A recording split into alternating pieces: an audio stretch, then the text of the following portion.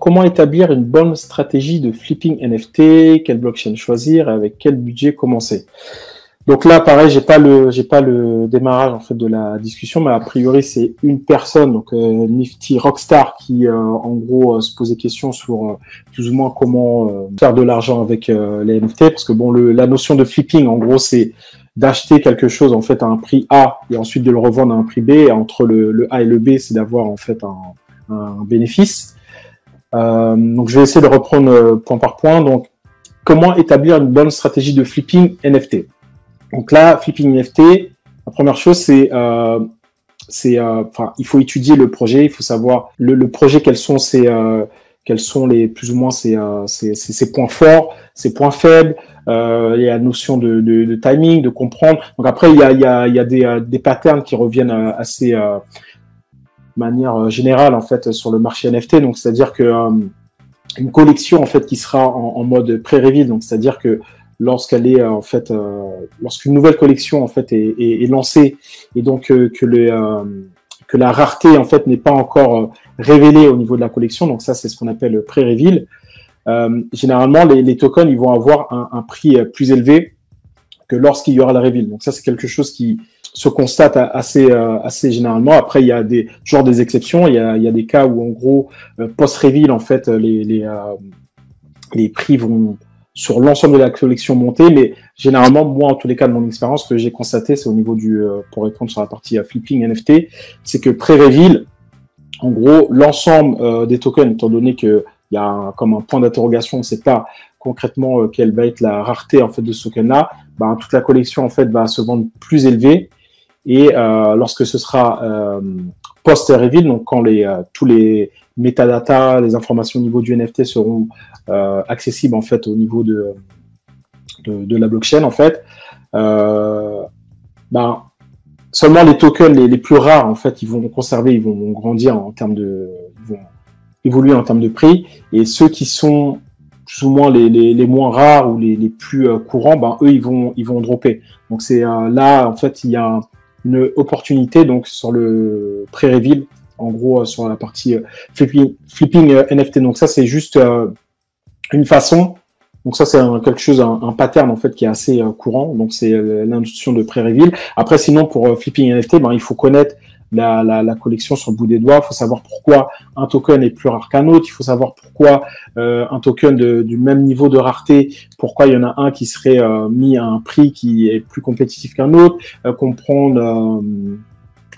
Donc il y a beaucoup de choses qu'on pourrait dire, mais globalement c'est faut connaître la collection sur le bout des doigts pour identifier en fait les bonnes opportunités. Et après globalement c'est comme tout type de secteur, parce qu'en fait là on parle flipping NFT, mais si on parle flipping immobilier par exemple, donc déjà c'est un peu plus compliqué parce qu'il y a le ticket d'entrée qui est plus élevé, mais sinon sur le principe de fond c'est la même chose. C'est-à-dire il faut connaître son marché, il faut savoir de quoi on parle, il faut savoir par exemple une annonce qui est dans telle rue, pourquoi elle est chiffrée à tel prix, alors qu'une annonce qui est dans la même rue elle est chiffrée à un autre prix. En fait il faut connaître tout simplement son marché. Donc là dans le domaine NFT c'est connaître la collection. Donc le conseil que moi je donnerais c'est de se focaliser sur une collection et de connaître la collection sur le bout des doigts, de savoir pourquoi un token est plus rare qu'un autre, de définir en fait, de savoir en fait quel est le floor en fait au niveau donc le floor c'est le niveau le plus bas auquel est listé un token. En fonction des raretés, il y a plusieurs niveaux de rareté au niveau des collections. Il peut y avoir parce qu'il y a le floor, donc ça c'est sur l'ensemble des collections, mais après il y a différents niveaux de floor au niveau des raretés. Donc tout simplement, c'est une longue réponse, mais pour faire court, c'est en gros faut connaître la collection sur le bout des doigts.